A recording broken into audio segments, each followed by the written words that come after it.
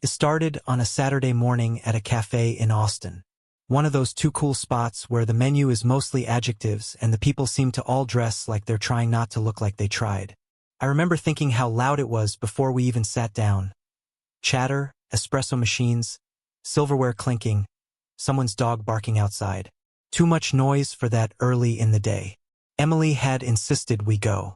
Just brunch with the girls, she'd said, tossing it out casually like it wasn't a big deal.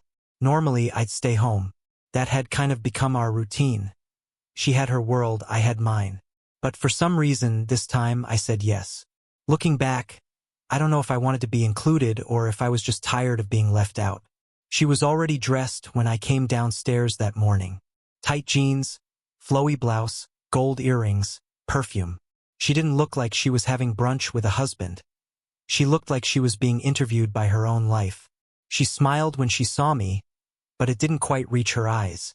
I don't even think she noticed that I was trying. I had shaved, wore a button-down, even put on cologne I hadn't touched in months.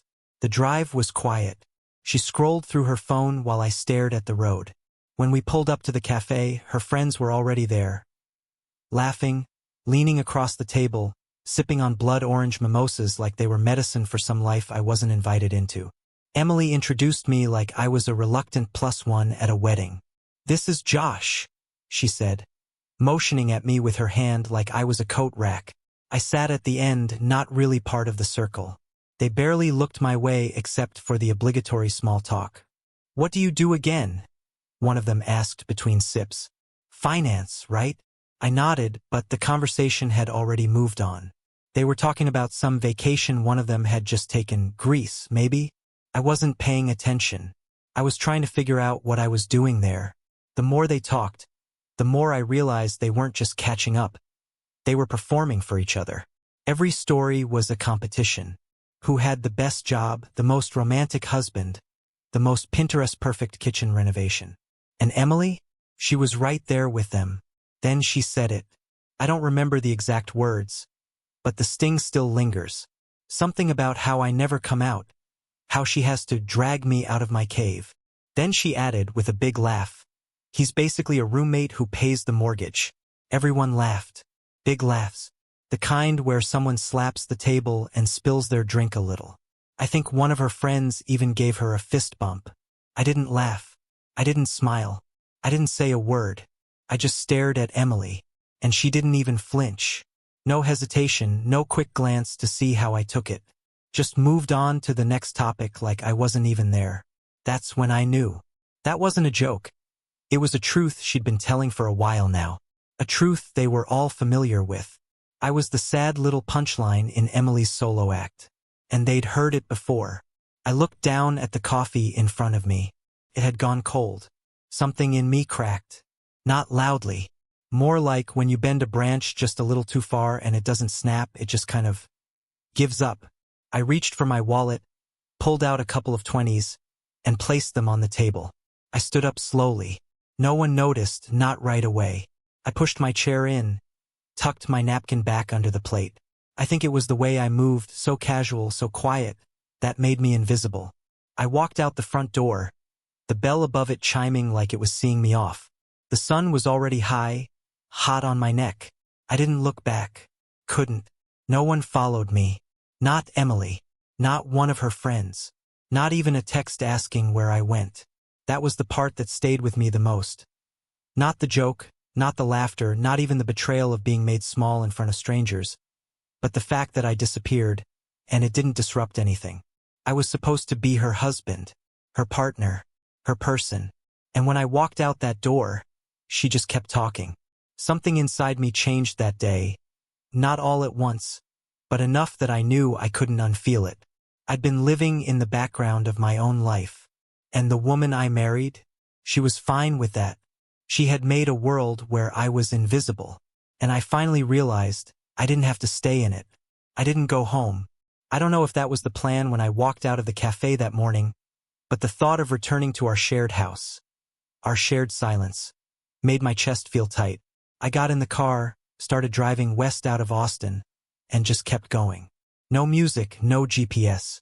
Just the hum of the engine and the low static of my thoughts.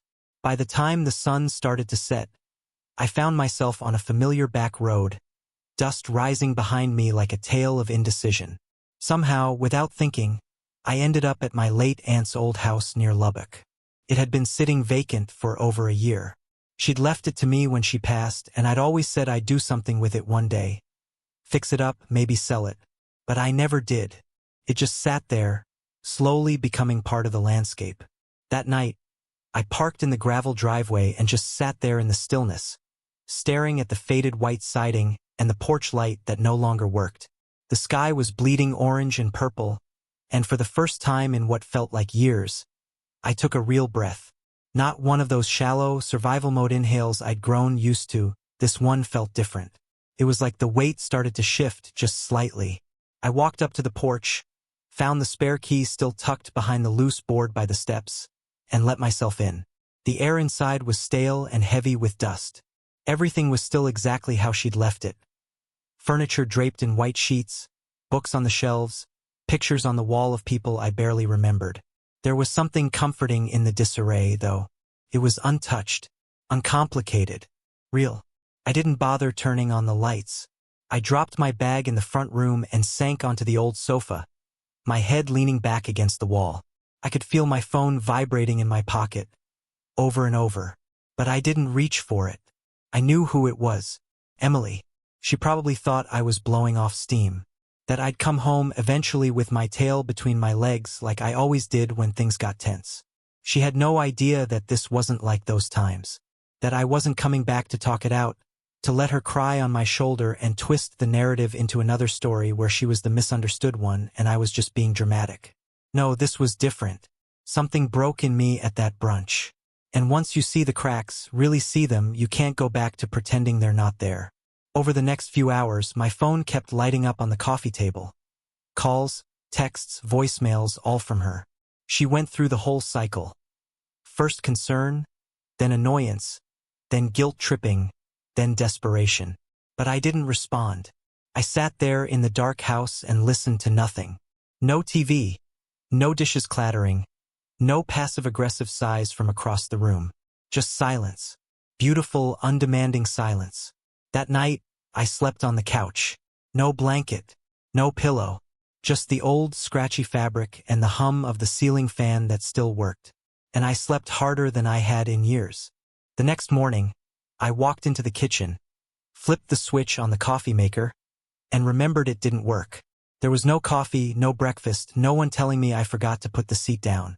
It was quiet, messy, peaceful. I sat at the small table by the window and watched the sun come up, the light slicing across the dusty hardwood floor. I didn't know what came next. I didn't have a plan. But I knew one thing with absolute clarity. I wasn't going back. I wasn't angry. Not in that sharp, hot way I used to feel when Emily said something cruel in the middle of an argument and then told me I was too sensitive for reacting. This wasn't rage. This was clarity. A kind of stillness that settles in after you stop trying to win something that isn't worth winning. She didn't love me. Not really. Not in the way you're supposed to love your person. Over time, she stopped seeing me as a partner and started seeing me as something she had to manage, like a bill or a mild inconvenience. I used to wonder when it started, when she stopped respecting me, when the sharp little comments turned from jokes to jabs, when I became someone she rolled her eyes at when I walked into a room. But the truth is, it doesn't really matter when it started. What matters is that I let it go on for too long. I gave her too many passes. I kept trying to be better, to adjust, to compromise, thinking maybe if I just fixed the next thing, worked longer hours, picked up her dry cleaning, remembered to compliment her dress, then maybe she'd start treating me like I mattered again. But I never mattered more than the image she was building for herself. That image didn't include me anymore. So I sat in that old house, in the quiet, and let it all sink in. There was no confrontation, no shouting match, just a slow unraveling of the life we built. And for once, I didn't feel like I had to fix it. I just let it break. By the third night in that house, I realized I hadn't spoken a single word to anyone. Not even myself. No phone calls, no emails, no quick check-ins with coworkers, no texts to friends that would have inevitably led to awkward conversations and half-hearted advice. Just silence. And for once, it didn't feel lonely. It felt necessary. I slept better than I had in years. No middle-of-the-night anxiety jolts. No Emily kicking me in her sleep or tossing aggressively every time she didn't like how close I was. No glow from her phone lighting up the ceiling at 2 a.m. while she scrolled through other people's lives. Just pitch dark and quiet. The phone buzzed again the next morning. Dozens of notifications stacked on top of each other like a digital scream. First it was texts from Emily. "Hey, where are you? Can you at least tell me you're okay? This is immature, Josh." Then voice messages. Her tone shifted with each one. First irritated, then worried, then performatively apologetic. One even started with a laugh. "So, what, you're pulling a gone guy moment? Really, Josh?" I didn't listen to most of them. I'd read enough of her texts to understand where this was going. She still thought this was temporary. Some quiet sulk I was working through. That I'd come home, tail tucked, maybe after a long drive and a longer think. But she didn't understand. I wasn't mad anymore. That's what threw her off, I think. She was used to angry Josh, the one who'd raise his voice for a second, then immediately feel bad and try to fix things. The one who'd take the blame for arguments just to keep the peace. The one who'd apologize for not reacting the right way to her insults. This time, I didn't react at all. I didn't respond. I didn't justify my absence. And it started to eat at her. That's the thing about people like Emily. They know how to handle conflict, especially the kind they control. But silence? Silence terrifies them. Silence means they've lost the room. By the end of that first week, she'd texted me every single day. Paragraphs, questions, exclamation points, emojis. She sent me pictures of the dog, of the dinner she cooked, of the couch where I used to sit like that would somehow draw me back in. And I didn't say a word. There was no more coffee made for her in the mornings. No reminder texts to take her car in. No calls asking if she wanted anything on my way home. No grocery runs. No inside jokes sent over Instagram. No me. And at first she didn't notice. Or maybe she did, but she thought she could outlast it. But the truth is, she was only now beginning to feel what I'd felt for the last 2 years. I didn't make a big exit. I didn't destroy anything or block her or leave some grand note. I just quietly disappeared. Stopped feeding the rhythm of our life. And without that rhythm, everything she'd built, the routines, the control, the image, started to flicker. I imagined her sitting on the couch one night, reaching for the remote and pausing when she realized I wasn't there to mock whatever awful reality show she was watching. I imagined her making 2 cups of coffee out of habit and then pouring one down the sink. I imagined her reaching for her phone in bed, glancing at my contact, thumb hovering, and then putting it back down. That's when it sinks in, not just the absence, but the permanence of it. It's not just that I'm gone. It's that I've stopped trying. Because for a long time I tried. God, did I try? I swallowed my pride during arguments. I bought flowers after fights. I cleaned the house, paid the bills, remembered her mother's birthday, stayed quiet when she interrupted me in front of friends. I did all of it because I believed we were something worth saving. But I was the only one saving anything. So now I let the silence do the talking. And it did more damage than any shouting match ever could. A couple days later, she sent a message that caught me off guard. It wasn't angry. It wasn't begging. It was simple.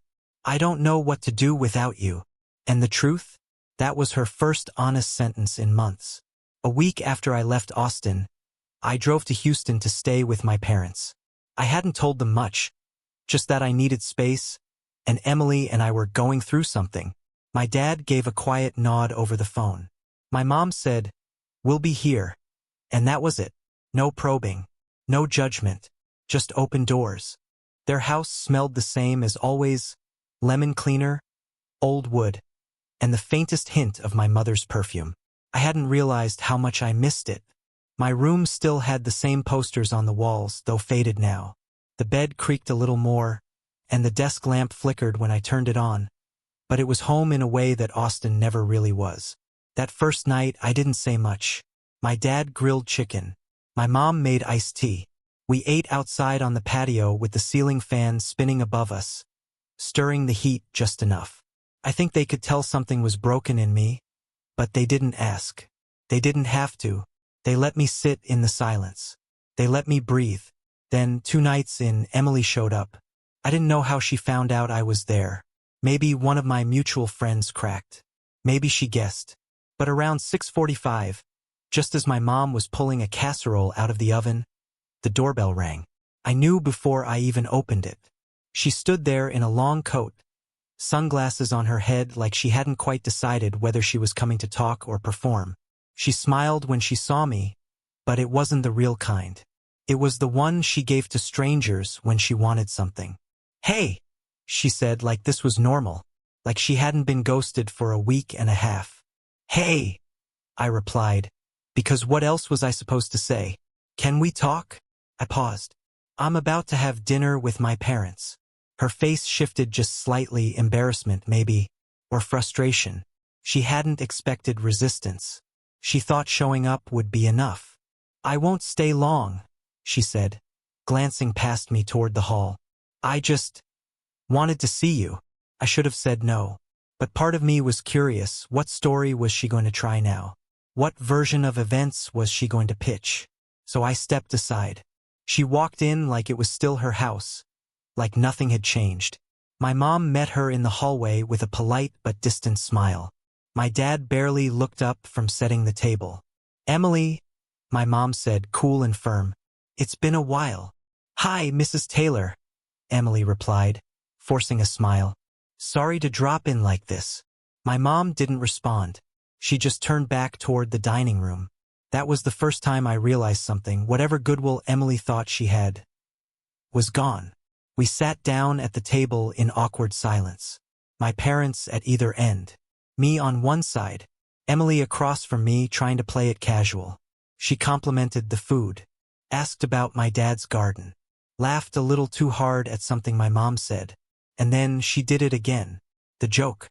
She turned to my mom and said, "You know how Josh is. Quiet. Always in his little bubble. Sometimes I forget he's even there. He's like my second roommate." And then she laughed. I felt it in my chest like a brick. The exact same joke she'd made at that brunch. The one that started all this. She thought it was charming, that she could soften the edges by bringing it into a friendly setting. She still didn't understand. But my mom understood. She stopped eating, set her fork down slowly, looked directly at Emily, then at me. "Josh," she said, her voice calm. "Are you ready to tell her?" Emily's laugh faltered. "Tell me what?" she asked, looking between us. And right there at that table I told her. No theatrics, no shouting, just the truth. "I'm done," I said. "I'm not coming back. I'm not interested in fixing anything. I've moved on, Emily. You don't respect me and you haven't for a long time. I stayed longer than I should have, but I'm not staying anymore." The room was dead quiet. Emily blinked. "Wait. What?" "Josh, no. You don't mean that. We haven't even talked." "I don't need to talk anymore. I've said everything I needed to say. And now I'm saying this. It's over." Her face twisted, like she was trying to switch gears. From surprise to charm, charm to guilt, guilt to desperation. But none of them landed. Not here. Not anymore. She looked at my mom, maybe hoping for support. But my mom didn't move, just watched her. Not coldly, just without pity. "Josh," Emily tried again, leaning forward. "Can we at least have a real conversation? Not here." "But..." "No," I said, standing. "You had years to have a real conversation. You chose something else every time." She opened her mouth, but no words came out. Just silence. For once, she didn't have the final say. She left soon after. Quietly. No scene. And when the door clicked shut behind her, I sat back down at the table and took a sip of my iced tea. No one said anything. My dad passed me the salt. My mom asked if I wanted more casserole. Life moved on. And just like that, the power shifted back where it belonged. To me.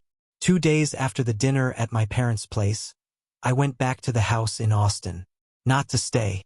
Not to talk. Just to pack. I didn't tell Emily I was coming. I didn't owe her that. and I didn't want to give her the chance to turn this into a conversation. There was nothing left to explain. I wasn't angry, I was just done. When I pulled into the driveway, the house looked exactly the same. Same hedges I used to trim every Sunday. Same wreath on the door Emily had picked out from a boutique downtown. Same little crack in the left window pane we kept saying we'd fix but never did. But it didn't feel like mine anymore. Felt like I was visiting someone else's life. I unlocked the door and stepped inside. The air smelled like lavender and citrus. The candle she always lit in the afternoons. Her shoes were by the door. A half-empty glass of wine on the kitchen counter.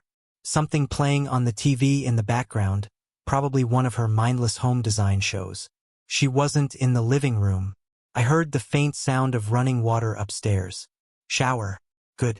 I grabbed a duffel bag from the hall closet and headed to the bedroom. I didn't take everything, just what mattered. A few changes of clothes. My passport.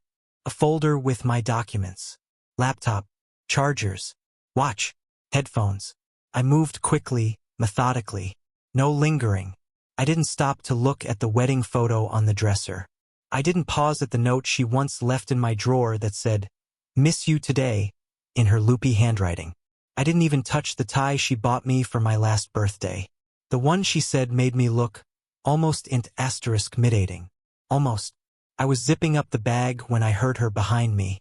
"You're really doing this?" Her voice was quieter than I expected. Not soft, just uncertain. I turned slowly. She stood at the doorway, towel wrapped around her body, hair damp, eyes wide, like she'd just stepped out of one world and into another she didn't recognize. I nodded. "Yeah." She stepped into the room, crossing her arms. "You're just gonna walk out? No goodbye? No conversation? There's nothing left to say." Her expression twisted, like she couldn't decide which emotion to land on. "So that's it? One bad brunch and you just give up?" I actually smiled at that. A sad, tired smile. "It wasn't one brunch, Emily. You just didn't notice all the ones that came before it." She scoffed, trying to find her footing. "You're being dramatic." "No," I said, slinging the bag over my shoulder. "I'm being realistic. There's a difference." She followed me as I walked down the hall. "Josh, this isn't you. You don't just walk away from things." "No," I said, turning back to her. "I don't walk away from people I love. I walk away from people who don't love me back." That shut her up for a second. Her eyes glistened like she might cry, but she blinked it back. Still trying to maintain control even now. She stood at the front door as I opened it. "So you're just leaving?" Like none of it mattered. I stopped with one hand on the knob. "It mattered," I said quietly. "That's why it hurts." I stepped outside into the late afternoon sun. The cicadas were buzzing, the wind smelled like cut grass, and for a moment I just stood there, taking it in. Behind me, the door stayed open. She was waiting for me to turn around, to say something, to hesitate, but I didn't. I walked to the car, tossed the bag in the passenger seat, and got in. As I backed out of the driveway, I glanced in the rearview mirror. She was still standing in the doorway, arms crossed, small, still. She thought I'd come back eventually, that I'd cool off, realize I was being emotional, and return like I always had before. But she didn't understand. I wasn't packing to make a point. I was packing to leave. For good. In the first couple days after I left for good, the house felt bigger, but not in that open, liberating way. It was hollow, wide and echoing. The kind of space that makes even a whisper sound like a scream. Emily stayed. Of course she did. She believed this was temporary, that I was out there somewhere nursing a bruised ego, waiting for the right moment to come back. She told herself the story that made the most sense, that I just needed to get it out of my system, and she kept playing her part. She texted me the next morning like nothing had changed. "Made coffee. Your favorite mug's still by the sink." Smiley face. I read it and didn't respond. Later that day, "Hey, I'm sorry for what I said. Can we talk?" Still nothing. By day 3, the tone shifted. Less playful. More uncertain. "Josh, I really don't know what's going on anymore. Please don't ignore me like this. But I wasn't ignoring her. I just had nothing left to say. There were no fights, no shouting, no dramatic exits, just a clean, deliberate disappearance. I had removed myself from the story she'd been writing, and without me, the script fell apart. She called a few times, left a voicemail on day 4. I didn't listen. I deleted it without playing it. Her voice had always had this strange power, able to twist guilt into apology, able to convince me I was overreacting. But not anymore. By day 5, the text started slowing down. Not stopping, just thinning. She didn't know what to do with silence. She was used to conflict, drama, a spark she could reignite, something she could spin into her favor. But I didn't give her that. I gave her nothing. And nothing is louder than absence. The house started to shift without me, and she felt it. She had built a world where I was her backdrop, reliable, predictable, invisible. I was the one who changed the light bulbs, kept the fridge stocked, remembered the trash schedule, tightened the screws on the pantry door she always forgot about. And suddenly, none of that happened. The garbage piled up on day 6. She probably didn't notice at first. But by day 7, when the stench hit her, I imagined her standing there by the overflowing bin, nose wrinkled, suddenly realizing I wasn't coming back to fix it. The fridge? Empty. I used to handle that on Sundays.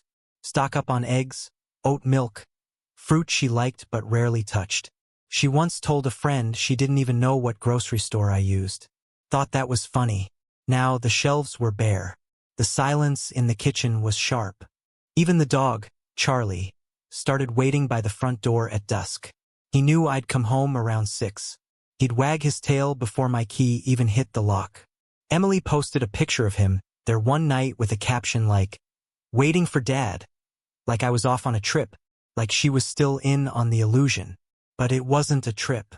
And I wasn't coming back. The routines unraveled. She overslept, burned the toast, called the plumber twice before realizing the leak wasn't going to fix itself. She started to understand what it meant to lose not just a partner, but me, the quiet anchor who had made everything work without being asked. And that's when the silence turned from inconvenient to terrifying. On the 8th day, she sent a long message. Paragraphs.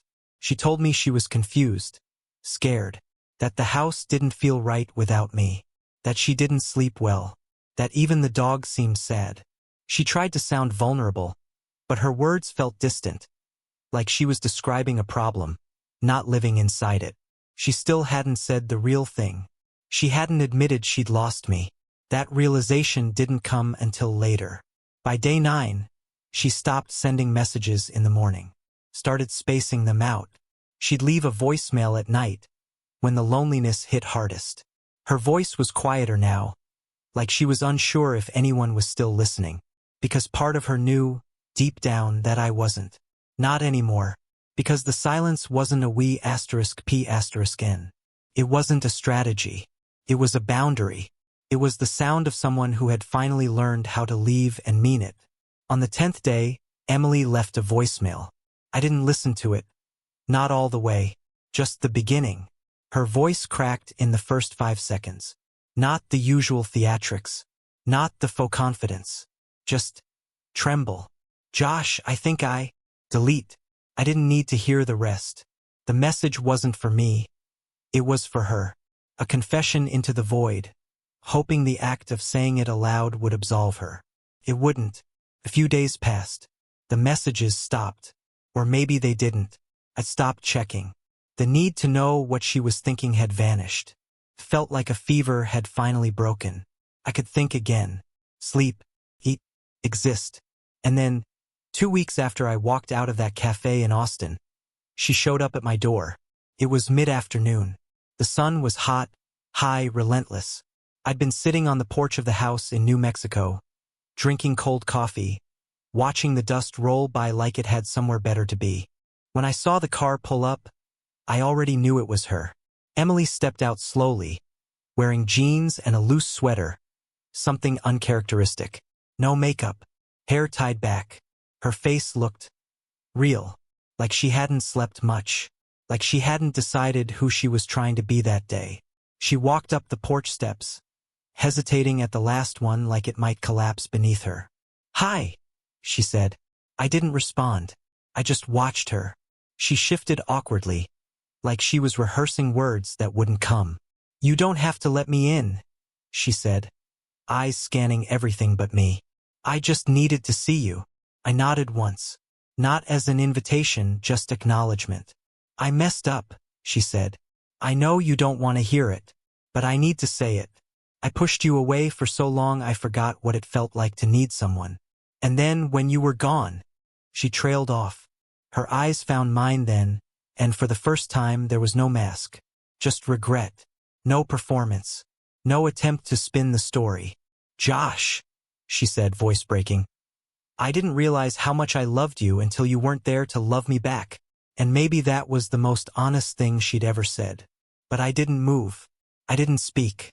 I just looked at her, the woman who'd spent years reducing me to a background character in my own marriage.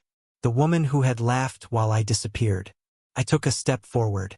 She straightened, hope flickering in her eyes like a match about to catch. And gently I closed the door. Not out of anger. Not to punish her. I didn't slam it, didn't lock it. I just closed it. Because it was over. I sat back down on the porch and listened to the wind pick up. Heard the crunch of gravel as she stood there for a long moment. Heard her footsteps retreat to the car. Heard the engine start and then nothing. She didn't knock again. A month later I was still there. Still in that quiet desert town. The house didn't have much. Just what I needed. A bed. Coffee pot. A porch that caught the sunrise in the softest way. I stopped checking my phone. I stopped waiting for closure. Because the truth is, closure doesn't come from the other person. It comes when you stop needing their version of the story to match yours. Emily had been loud her whole life. Her opinions, her needs, her jokes, her corrections. And I had always been the one who steadied the storm, who kept the noise in check. But now, there was only silence. And the thing about silence is, it tells the truth whether you want to hear it or not. Somewhere, in a house that used to be ours, she was probably still replaying it. Wondering when the shift happened. When she lost control. When I stopped caring what she had to say. And that, more than anything, was the moment she lost me. Because I didn't leave to hurt her. I left because I realized I deserved peace. And now I had it. The sun climbed higher. I took a sip of bitter coffee and leaned back in the chair. No calls. No texts. No begging. Just the wind.